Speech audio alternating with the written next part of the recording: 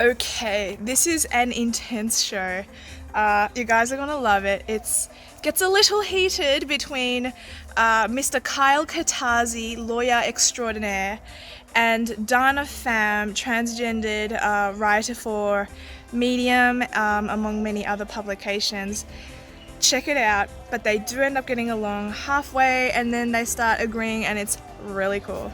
See you later. Okay, ladies and gentlemen, episode 3, series 3. So, for a little knockabout project that we threw together, I'm pretty happy with how it's travelling along. We haven't got 5 million subscribers or anything like that, but we do have a dedicated little crowd that are supportive of the ideas. And one of the things that we do really well is we get some brilliant guests. I look at the guests and something, how the fuck did I get all these people? And I've got a really cool little black book. And I'm very proud of that black book, and I'm happy to share some of these great people with their great thoughts and difference of opinions with everybody else, because I learn when I do this stuff. So tonight, or for this Sunday upcoming, we have a bit of a discussion. Normally we just do one-on-one, and I'm not that interested, but these two lovely people that are here with me tonight, we met about a year and a half ago, maybe even earlier, and started discussing the idea of having this discussion. And what we've got is Kyle Kutasi, who's a well-respected solicitor in Sydney. He's I don't know about the well-respected part. Yeah, that's like saying I'm a politician or something, I guess, maybe. But a well-respected politician. Yeah, that don't exist. That's it. But look, and Kyle's a conservative Christian man. He's been known to have a lot of opinions and a lot of thoughts, and he's a very intelligent and articulate man. And I certainly appreciate having his friendship and his counsel as life goes on. And also, you're also pro-life, Kyle, which I'm sure we're going to touch on that a little bit. And then to offer a bit of a paradigm shift, if you will, in the conversation, we have the lovely Dana Pham. Now, Dana's a male to female transgendered human, which is probably going to be the biggest point of difference between our two guests tonight, will be the transgender and the management relative to Dana's faith, because Dana is also considers herself a conservative Christian who is pro-life. So it's a really pleasure. It's a pleasure to have you both here, guys, because it's an interesting topic. It's so polarizing. I found Dana to be, with the transgender issue, anytime you and I have discussed it, Dana, I've always found you to be pretty reasonable with your outlook on it. We live in a society where we do have the screaming banshee crowd that really do the transgender people no service, in my opinion. I think they're all fucking lunatics when they carry on like that. And then there's people like yourself who carry themselves very respectfully and don't take the piss out of people for no apparent reason, and you just go about your business, which I think is fantastic. So anything you guys would like to say to sort of kick off the discussion, or an introduction part that I've missed that you'd like to let people know about? Round 1, fight!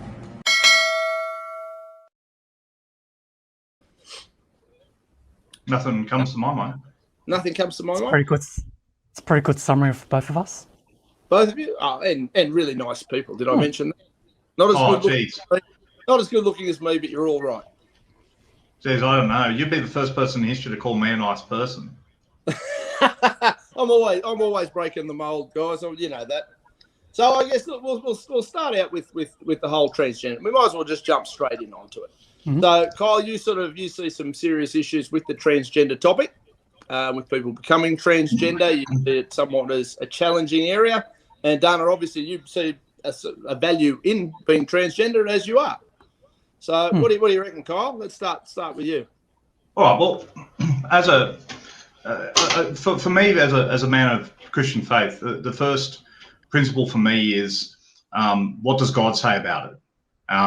We know what God says about anything from looking at His Word, and when we look at His Word, I don't want to go into a 20-minute diatribe right now, but I would say as an introductory position, it's very clear from God's Word that God created men and women, that He didn't create multiple genders, He created men and women. And therefore, quite simply, if you're born with a penis, you're a man. If you're born with a vagina, you're a woman. It's quite straightforward. It's as simple as that. And as Christians, we all understand that everyone is fallen. Everyone. myself included, everyone who's watching this video is a fallen human being. And because we're fallen human beings, we've all rebelled against God in different ways. Some of us have problems with drug addiction. Some of us have problems with alcohol addiction. Some of us have problems with sex addiction. Some of us swear. Some of us have murdered. Some of us have done all sorts of things. And one of those forms of rebellion is refusing to accept the gender that God has prescribed to us at birth. And that's all it is. Transgender is, in my view, clearly prescribed by God as sin. And it's not just transgender, it's any relation to gender dysphoria, however you want to describe that, the whole, pan term to describe the entire movement in relation to these issues. Now, I don't for one minute suggest that that Dana is anything other than completely 100% genuine in his view in relation to what he feels about himself. I've got no doubt whatsoever in my mind that this is truly how he feels about himself. Just as anyone out there who has a need or a desire to get up in the morning and drink 4 bottles of wine before midday also has those desires, and I have myself fallen desires.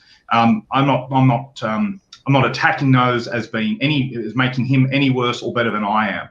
It's just simply that we have to acknowledge our sin and the ways in which we're fallen. And I would respectfully say that Dana refuses to accept that activity is a sinful activity. And I think that's probably the difference between us.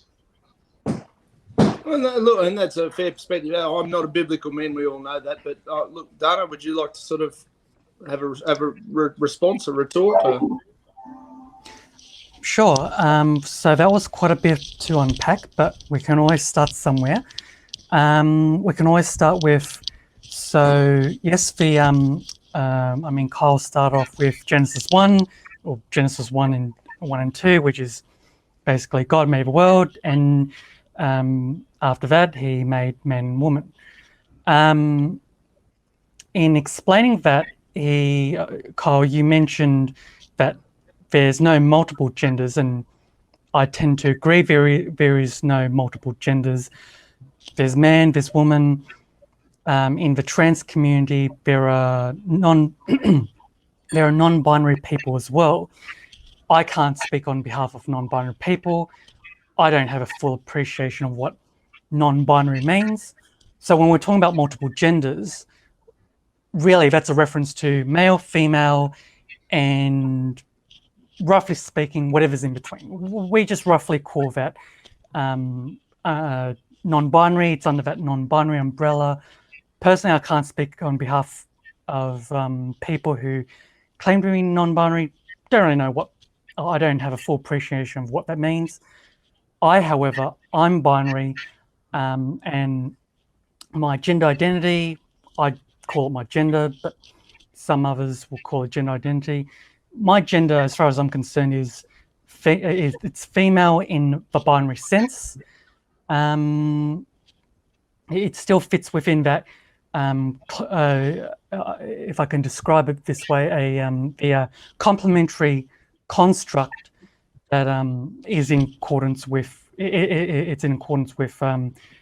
conventional biblical understanding. And I'm not someone that falls into this multiple genders category.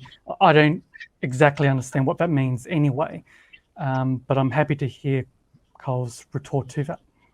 So essentially what you're saying, though, is you are a woman in your, in your mind, woman, you feel like a woman, you live like a woman. Every aspect of your life, you basically operate yourself as you, or as we suspect you would align as a woman. Is that sort of fairly accurate? Correct, and I would not claim myself to be cisgender, which all that basically means is, so a cisgender woman, for example, is a woman who's not transgender. That's all cisgender means. So would I claim that I'm cisgender? Would I claim that I was born female at birth, so to speak? I wouldn't make any of those claims because that's not my life experience. So if we had to be precise, I'm a transgender woman. put another way, I'm a type of woman. I'm just not the cisgender type. So, and tell me to bugger off if it's an inappropriate question, but as a bogan commentator in a world of people who are politically correct, have you had any surgery as far as that goes? Obviously that would be a big commitment to go through with. We've all seen movies with blokes running around in dresses and all that sort of stuff. And again, say no. You can tell me to mind my own business if you want to, but just in the spirit of, have you gone as far as having surgeries and things like that, or? So typically, a trans woman who has transitioned or is transitioning, it's not just name change, change in a wardrobe. It's a package, so to speak. It's how they live in society 24/7. Normally, they would also be on hormone replacement therapy, which would involve blocking testosterone, being on a estrogen regime of some sort. They may or may not have surgery, whether it's top surgery or bottom surgery, as a way of managing gender dysphoria. So it's not a one size fits all, but what I've described to you is roughly what you would see from a trans woman. So have I had surgery or not? Something I'd prefer not to discuss in public. Sure. But it's not really relevant, because when you're walking down the street, you're passing people, you see people on the street, and I noticed that Kyle gendered me as his, but it does make me wonder, if I'm walking down the street and Kyle didn't know who I was, would he, in his mind, register me as man or woman? Would he register me as a man?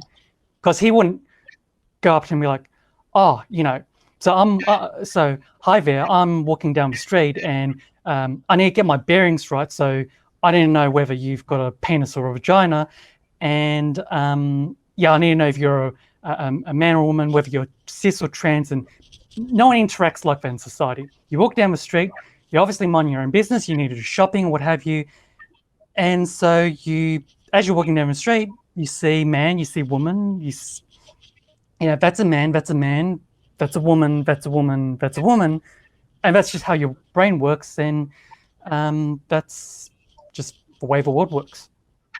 Yeah, which is pretty reasonable. What do you reckon, Kyle? Obviously, you vary a little bit in that area, but we'll get onto the stuff you do agree on in a little while. Well, which aspect do you? There's a lot in that as well. What do you want me to respond to specifically? Well, mate, what are your thoughts on the fact that, yes, in a day-to-day operation or day-to-day life, operating in society, if we walk past Dana in the street, walking down, Pitt Street in Sydney, you probably wouldn't pick Dana to be male to female transgender. How does that? No, I agree. I do agree with that. Dana does certainly look like a woman, but that's because he dresses in that way, and has makeup and has hair and etc. That makes him look like that way. It's not the first. So the last time I wore makeup would have been 2 years ago. All right. Well, I apologise for assuming that you wear makeup, but nonetheless, the rest of what I said is still stands in that respect.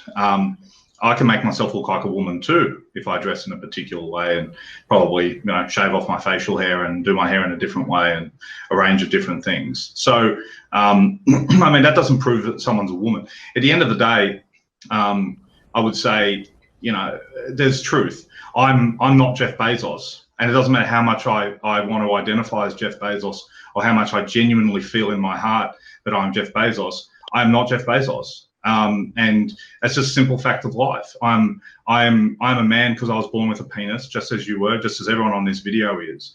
It's just a simple fact of reality. Why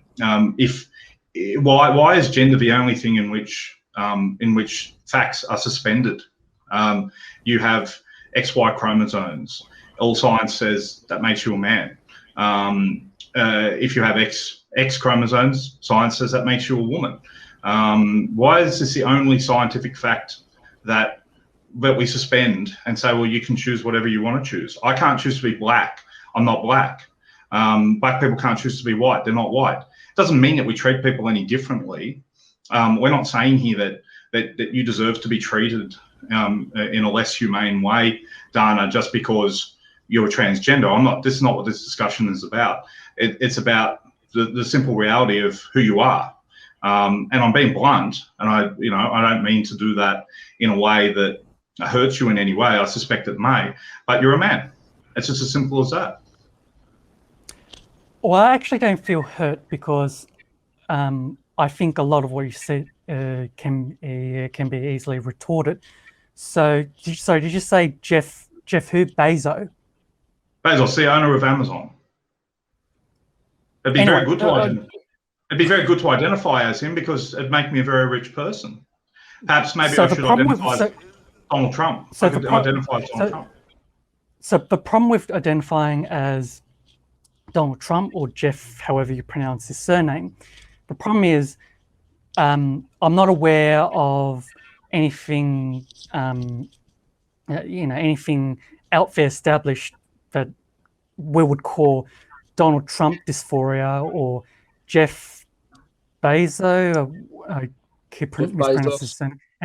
Jeff dysphoria, let's call it that. You don't know for a fact whether I have a penis or a vagina at any point in time because we've never been intimate. I do. I do know you can't be. We've never been intimate before, so you can't be certain. Are you denying that you're born with a penis? I've never taken. Are you denying that you're born with a penis? I've never taken a chromosomal test, so I may have XY chromosomes. I may not. I may have some sort of set of chromosomes that implies I'm intersex, and I've got no idea. Do I feel like paying for a chromosomal sex test? Not really the greatest use of my money. Don't really see the relevance. The whole, we see some people on the internet identifying as a different race. I think we call that transracialism or whatever it is, and identifying so-and-so. But in the medical world, this is not really something that's established, whereas gender dysphoria was once upon a time called transsexualism. Transsexualism started to be established. The medical community started to have a sense of what it is as a concept, as a phenomenon. Going back to, in the English-speaking world, this is going back to the 1950s.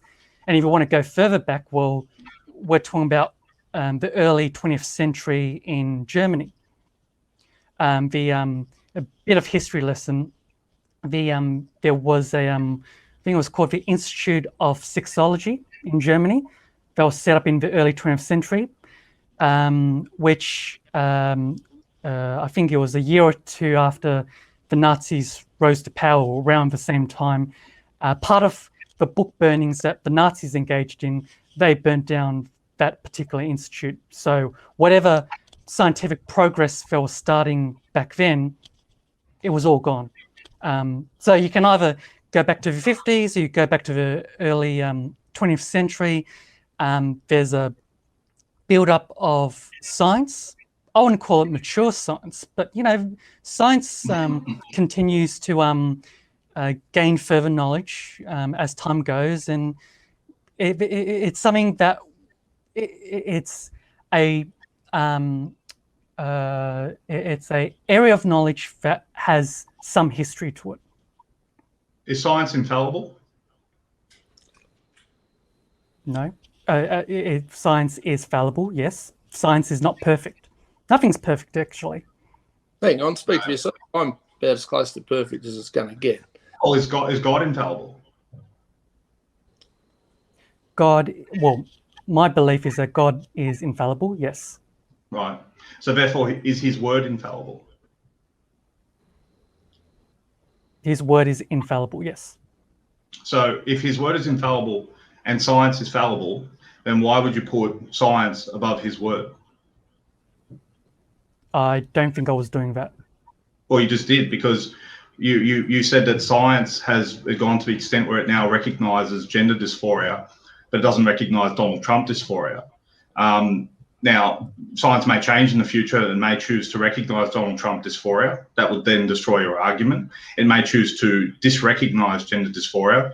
That would also destroy your argument. But at the end of the day, your belief in science and gender dysphoria being a recognised medical problem, and it may well be a recognised medical problem, by the way. Well, it actually is. Alcoholism. Okay, but alcoholism is also a medical problem. We don't. And they're not really comparable, but anyway. Why? Why are they not comparable? They're medical problems. Because alcoholism. Well, hang on. Alcoholism is alcoholism. Gender dysphoria is gender dysphoria.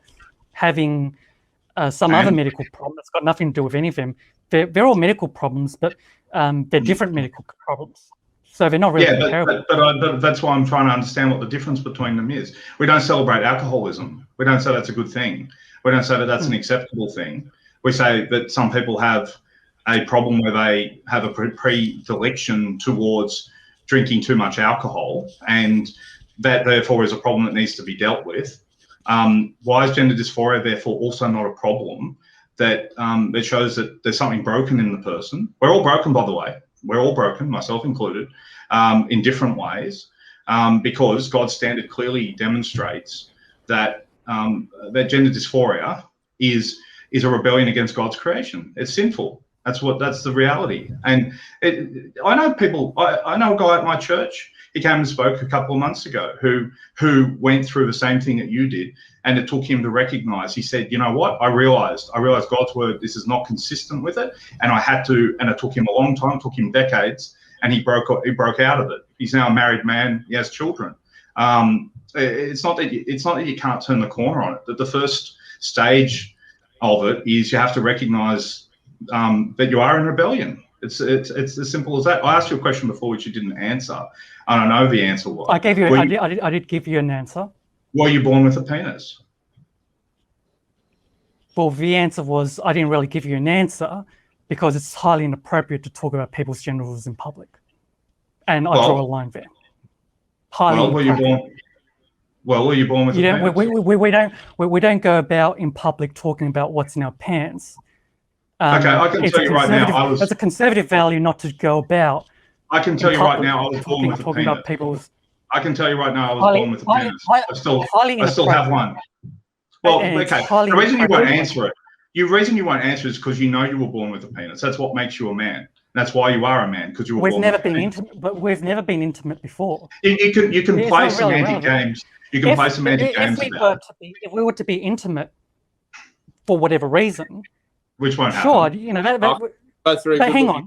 Allow me to demonstrate the hypothetical.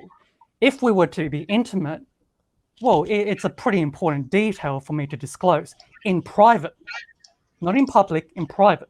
You're not dealing with the point. I think I am. It's highly inappropriate to talk about people's genitals in public. A key little area to the wording that I've heard both of you use so far, and I'm no expert on the transgender topic at all, which is part of the reason why I thought it would be an interesting discussion. I'm always learning from these things. You've used the word dysphoria an awful lot. Now that implies that something's not quite right. And I'm not using that as a put down either. But would you, I suppose, relative to the medical or the science behind it, would you say that it is obviously it's a version of an abnormality? I'm not saying whether it's a good, bad, or indifferent. I don't have to live with it. That's your cross to bear, and I would never belittle somebody for that, or certainly I don't try to. But the word dysphoria, I've seen you use it. You're fairly comfortable with it. Are you sort of saying that you're fairly comfortable with the fact that something's not quite right, and this is sort of the path you've taken to somewhat rectify how you felt about the problem as it was or is, maybe? Correct. Yes. So. It relates to what you've brought up, Dean. So, alcoholism, I've never been alcoholic. I am not going to start to speak on behalf of alcoholics, but from my understanding is that generally drinking more alcohol, for example, isn't really going to help with alcoholism. It's just an observation. I'm not an alcoholic myself. Not going to speak on behalf of alcoholics. Those who've recovered or still are alcoholics, they can speak about alcoholism and their experience of that and how they got out of it, whatever their experiences may be. As for myself, my experience is I took certain steps, including medical steps, to transition, and it's not perfect. I still have problems in life. I was fully aware that if I transition, I'd still have problems in life, just like everyone else in the world. And it's not a perfect solution, but it's a solution that I'm happy with. Looking back on it now, how long did I start transitioning? That's probably more than a decade ago now, I think. Yeah, more than a decade. If I could do it again, I would. In fact, I would do it earlier because the seeds of doubt that people would sow into me in the lead up to my transition, I don't think it was helpful. And is there any value in looking back on it now? Not really. I do find it interesting that Kyle brought up the example of someone he knows who I'm making a guess without knowing that this person, because again, I don't want to speak on behalf of this person's experience. I'm making a guess that they may not have been genuinely dysphoric to begin with. I don't know. I'd need more information. You'd probably want to get some medical expert advice on that as well. But there's the question, did they genuinely have gender dysphoria to begin with? And also, that's their experience. I can't speak on behalf of it. And I would also like to point out here, if I can't speak on behalf of their experience, I'm curious to know why Kyle was so certain that he, for example, could speak on behalf of my experience. So. This is a ludicrous equivalence that is actually used by abortion advocates who try to argue that men can't comment on abortions because they're not women. The idea that you can't comment on something because you haven't lived that experience is quite frankly an absurd argument, and you know that. Which is an argument I didn't make. I didn't say you're not allowed to speak. Well, the idea that one can't understand that person's position, we all have our problems in life. We all understand what it's like to be doing things that we don't or know that we ought not be doing.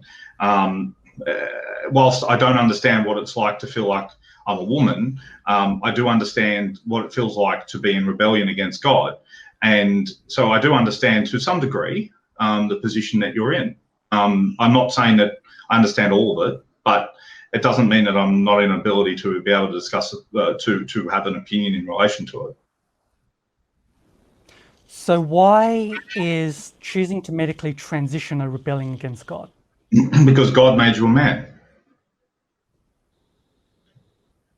That's one interpretation. Another interpretation is God made me a transgender woman, and where do you see that in life? Where do you see the possibility of transition in Scripture? Where do you see gender dysphoria in Scripture? Exactly my point. I'm gathering. Thank you. Well, exactly my point, because you look at scriptures. They started off as being passed down orally, and then they developed over time, being written down, being translated, etc., etc. We know the story about how the Bible came about. I look at something like. Hang on, I haven't finished speaking. We look at Genesis 1 and 2. Or we look at Genesis 1 and 2. These are Genesis 1 and 2. It's about 10 or 15 paragraphs. I haven't counted, but thereabouts. It's talking about how God created the world and how God created Adam and Eve. But it's very rushed. But I think that's a bit unfair for me to say. It's very. There's not, the world's very complex, and you can't explain the complexity of a world in 10 or 15 paragraphs. That is Genesis 1 and 2. Now, if Genesis 1 and 2 was in much more detail, I think it would have been pretty unfair on the people at the time listening to the stories of Genesis 1 and 2, because it was just too much detail, it would have just missed the point that, one, God made the world, two, God made man and woman. So I can understand why they skipped the complexity, and I think that also needs to be acknowledged.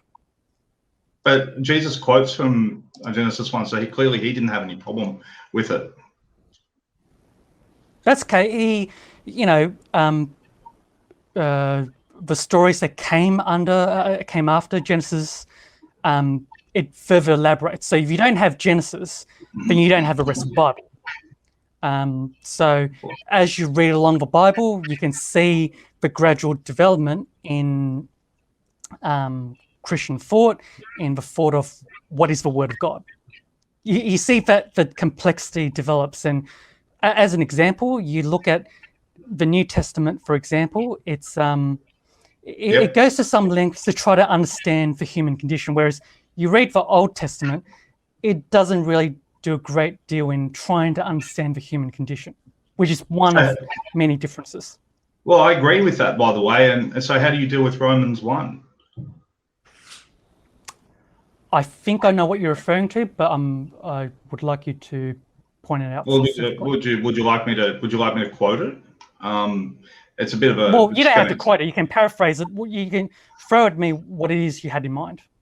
Well, Romans 1 is Paul explaining that everyone understands the existence of God from their creation. In other words, it's what we call general revelation, and we suppress it because we don't want to believe it. So we come up with excuses not to believe it. And what he basically concludes is that every form of sexual sin, particularly, is God giving people over to a depraved mind because they're suppressing the truth about him. Now, if you're and one of the many areas in which he deals with is men and women performing shameful acts on each other, and implicit in that is denying who they were created as men and women. And Paul talks about that. So it's very common for people who say that they're Christians. I'm not saying that you're not. People who say that they're Christians to pick and choose the parts that they like and discard the parts that they don't like, or to say, well, I don't have to follow what the Old Testament says because the New Testament is a different. It has a different take on this stuff. Well, the same God of Abraham is the same God of Paul, and Paul exegetes that in Romans 1 and makes it very clear that transgenderism, amongst a range of other activities, and transgenderism is not the only one, merely adultery is still the same thing. They are all rebellion against God. And so it's not just in Genesis 1, you see it in Deuteronomy, you see it in Romans, you see it in 1 Corinthians. It's a very consistent, clear expression throughout the Bible that a whole range of things are a rebellion against God, and that's what sin is. Sin is rebellion against God. Now, we're all sinners, Dana. We're all sinners. Every single one of us, you, me. You've mentioned that a number of times. Understood. Got it. Right, but I'm just making it clear that you're no worse than I am. The only difference between you and me. I never said I was better than you. I know you didn't. I know, and I want to be. In fairness to you, you weren't claiming that.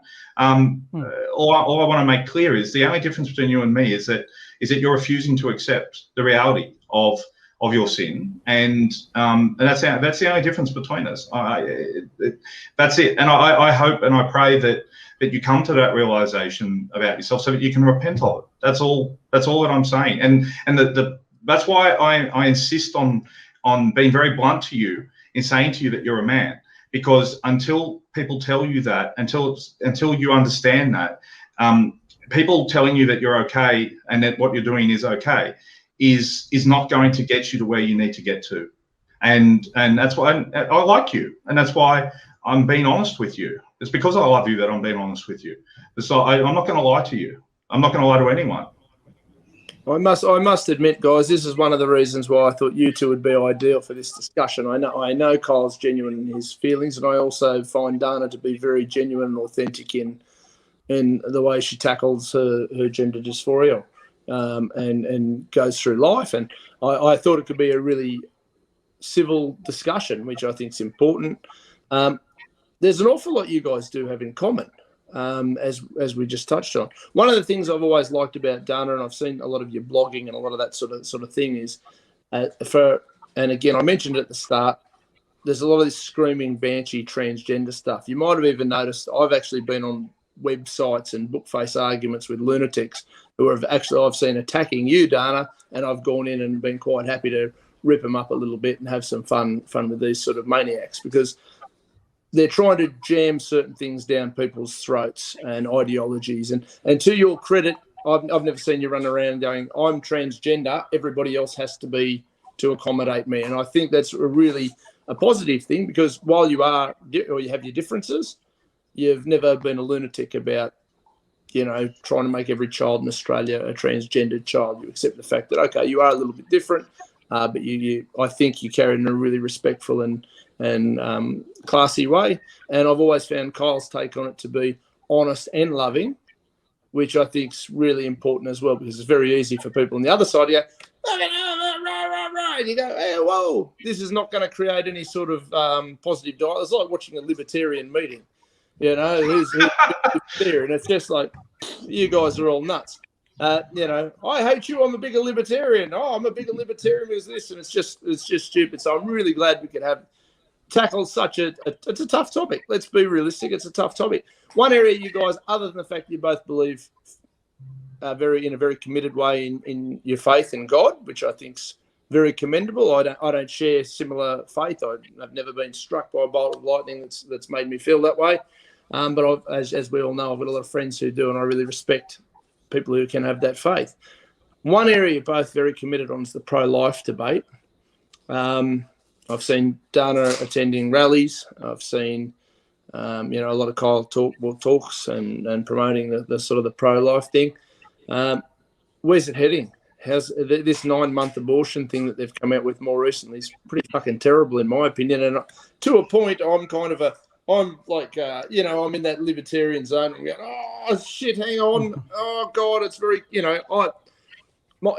if I was asked about it tomorrow, I would say, if it takes you fucking 9 months to work out that you don't want to have this baby, you've got some serious issues. If you're wearing a T-shirt that says I've had 26 abortions, you're a fucking psychopath.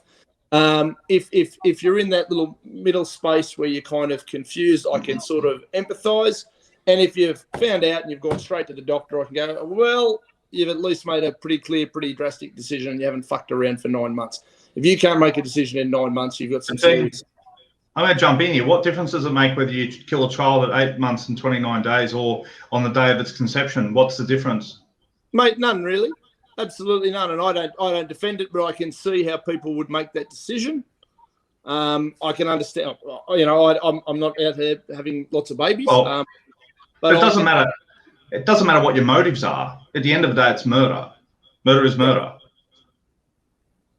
So I mean, that's why I don't dispute that at all. Some people can live with it, and some people can't live with it. Yeah, sure. But that's how I would break it down in my head. I'll never have to have an abortion, fortunately. But I really, and I'm advocating that you guys deserve a platform. Dana, what made you so committed to going and attending rallies, fighting for this cause? I'm all for people fighting for what they believe in.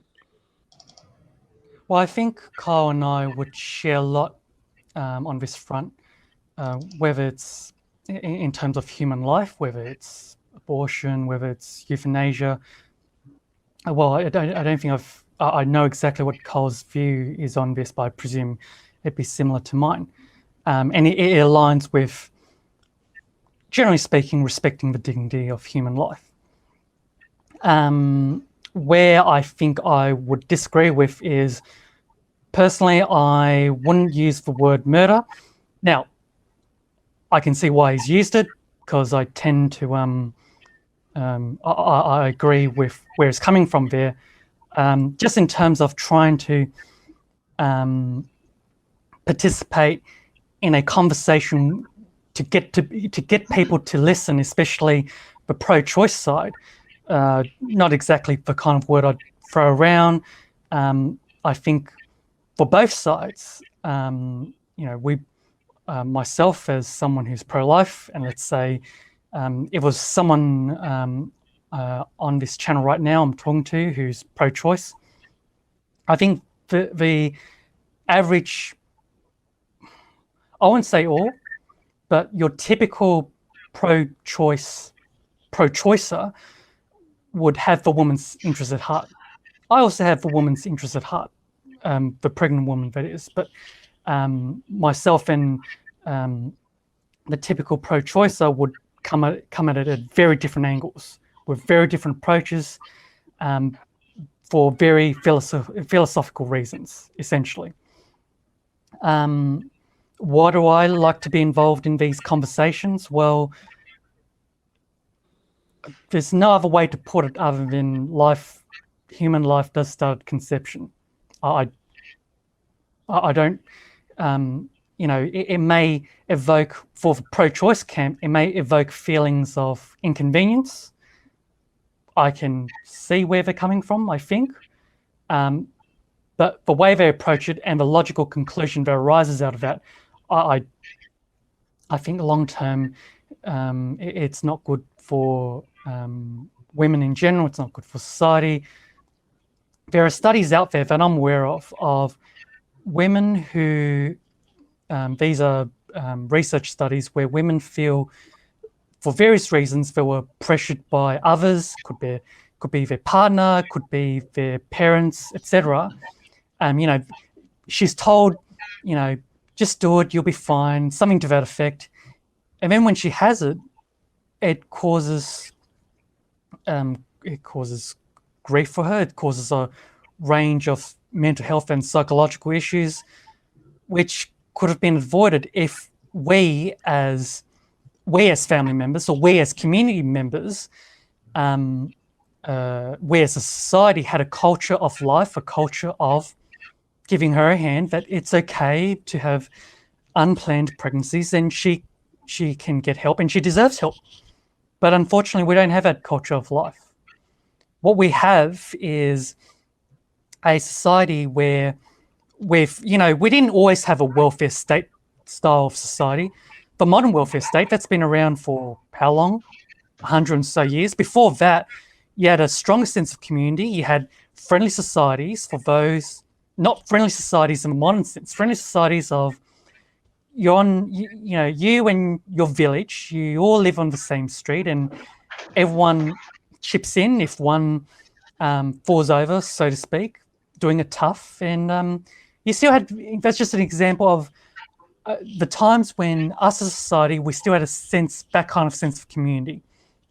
And because we've moved towards a welfare state, apparently we don't need communities. Apparently we don't need villages, and we don't need to rely on each other as family members. Apparently the state can solve our problems, and that also includes enabling a culture that isn't about human life.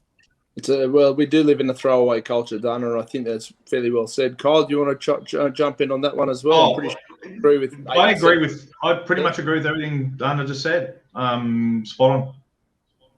Mate, I did an interview for Series 2 with an American fellow named Larry Sharp. Now, he's a libertarian. He ran for governor of New York.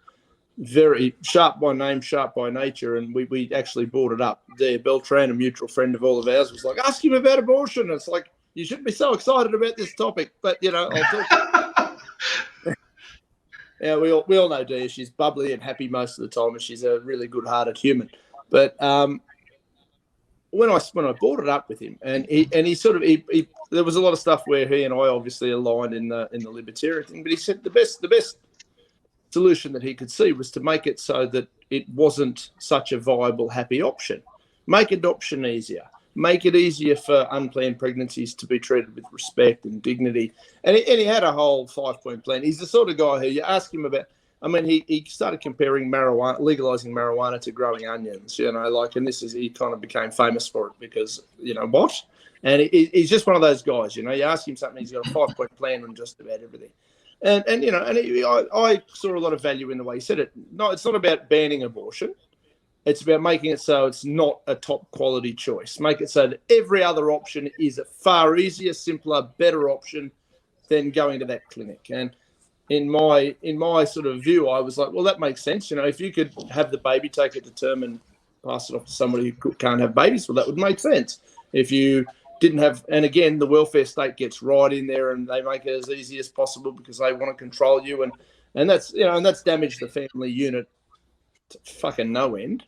I just saw that way of looking at it, and I thought, well, that's a different perspective. I mean, from you guys, ban it, just ban abortion, and then you got the other side going, fuck it, we want all the abortion we could possibly have up until, I mean, look, it's arguable there's some 30, 40-year-olds that could probably be late-term aborted, and that wouldn't be really that offensive.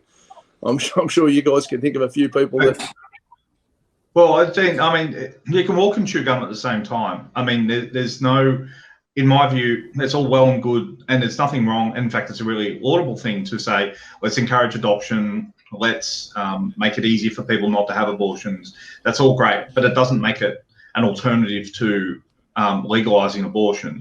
In fact, and one of the interesting things that you'll find from people who do stand outside abortion clinics, whether here in Australia, which doesn't happen as much because there's now laws against being able to do that, but in a lot of parts of the United States where there are evangelists who will stand outside abortion clinics and just say, they'll say to people, you know, don't go and kill your kid. They'll enter into contracts with them that they will adopt their children once they give birth to them, like binding legal contracts. And 9 times out of 10, in fact, probably more, 99 times out of 100, they say to you all the time, I would rather kill my child than give it up for adoption because I can't bear the guilt of having put my child up for adoption. But yet it's become normalised to them that they don't feel the same guilt, although deep down inside they do. But society has normalised the killing of children, murder of children, as an acceptable societal practice. And what I compare it to, Dean, is slavery, because that was a normalised societal practice in a large part of the world until roughly 200 to 150 years ago. It was considered extremely normal, where everyone had slaves, and this was not seen. There were people who found it disgusting, absolutely, but society as a whole considered it to be a normal activity. And in fact, in the United States, they had an entire civil war because a very large group of people saw there was no problem with slavery, and they couldn't understand why the remainder of the country wanted to stop them from doing it. Now, that was only 150 years ago. There were people when I was born, well, not quite, but there were people when my parents were born who were alive during that era. That's how recent an era it was. And, you know, it's very easy for us as a society to say, well, that's all in the past. There is a lot of things that are happening today that I believe in 100 years' time, the world will look back on and say, I cannot believe that the world used to be like that. How did people live through that? But anyway, that's another topic. Mate, I don't disagree with you on most of that. You know, like, again, I'm always trying to look for sort of different solutions. You know, I can imagine, and I'm not pro-choice. I'm saying, yeah, fucking bro. But I sit there and I look at it and I go, oh, there's circumstances. I can see all the grey areas. And I look at it and I go, when you view it, if I was to sit you here in this debate, Kyle, with somebody who was really, really pro-choice, and you go, you're murdering your baby within minutes, that's just going to turn into a screaming match of you're a fuckwit versus I hate you versus. But you know what I mean? There's no middle ground there. We can't discuss it, which means we can't break it down. We can't change their minds if we treat them like our enemies, if that makes sense. But the truth is, Dean, the truth is the truth. And if people don't like to hear the truth, that's just bad luck. Well, bad luck, but it hasn't stopped them from getting all these laws passed where a 9-month-old baby can essentially be terminated. Sure. So, just in my perspective is, you know, if we can have a better dialogue with people, we've got half a shot. And I get it. I'm in the libertarian movement. I got people who argue with me about some of the dumbest fucking shit you've ever heard, and I'm not in the intellectual corner of the libertarian movement. I just look at it and I just go, well, you know, is there a better way to discuss this that's going to maybe change some minds, change a percentage of people who go, well, yeah, hang on a minute. I don't feel like I'm a murderer, but, now that you've put it that way, I am. Oh, shit, I hate you, Kyle. You've made me feel like I'm a murderer, as opposed to some prick that's just had an abortion. I think the conviction is the important part. You can't start to change, in my view, you can't start to change one's heart until they're convicted by their mistakes. And it comes back to the conversation we had at the start of this program. That's why I'll continue to speak the truth. But I understand that people say, oh, well, we need to talk to women and convince them that what they're doing is wrong. We don't want to feel guilty about what they've been doing. I understand that argument. I don't agree with it, but there is logic to it. Oh, mate, look, Which is, go, Dan. I was just going to say, which is pretty much my position. The other extreme, so to speak, is to outlaw abortion. Now, we know when we try to prohibit something legally, you just drive those things underground, you create a black market. Like rape. What was that, sorry? Well, like what? So we should leave. I'm not saying this is your argument, but what I would say is, well, then why don't we legalize rape? So that way we don't have it happening. We can legalize, license it, and have a government supervise it. It's a ludicrous argument. Well, yeah, it's sort You're of probably is. right. I was just trying to be practical. Yeah. I know you are. I know the point you're making. No harm principle, and I'm just going. You can't rape somebody without harming them. So if you're doing that, what is an unborn child? Well, that's exactly the discussion we're having. I mean, some people argue that it's not until X. Some people say from conception. It's a minefield of a topic. I reckon we could go on it for days, weeks, months, and years. Of course. But look, I definitely appreciate your honesty and commitment, and I appreciate Dana's honesty and commitment, guys. I appreciate you guys coming on here. Let's be fair; we've discussed two pretty hot topics. We're not talking about muffins and tea here. We're talking about some pretty hard topics, or we're touching on some hard topics, and I think it's really important that people can discuss them publicly and openly without the pile-on. And if they're going to pile on anyone, they might as well pile on me because I don't care that much. But for you guys, I really commend you for your work. I commend you for your honesty and your consistent positions. Even in the areas you differ, you've been able to have a really cool and intelligent conversation with two, on topics you've agreed with and disagreed with, which I think is important. So thanks so much for your time, guys. I really appreciate it. It only took us a year and a half to get together to sort of sit here and do this, but I'm up for doing it again in a few months' time if you want to, and if not, well, fair enough. Or if you want to do something different. Whatever. It's your show, mate. You do whatever you want. No, I do. I don't know if you've noticed. I do.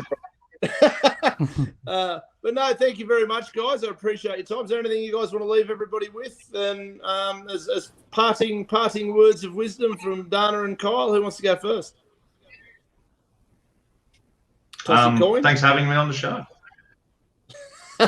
Always a pleasure, mate. Same from me. Guys, thanks so much. Have a great night. Good chat. Bye-bye. Good chat. Well, that was a tough one for Dean to have to navigate through. He did a fabulous job. This has been an amazing episode of Resolute TV. I hope you guys all enjoyed that debate. Be sure to like and subscribe. See you later, guys.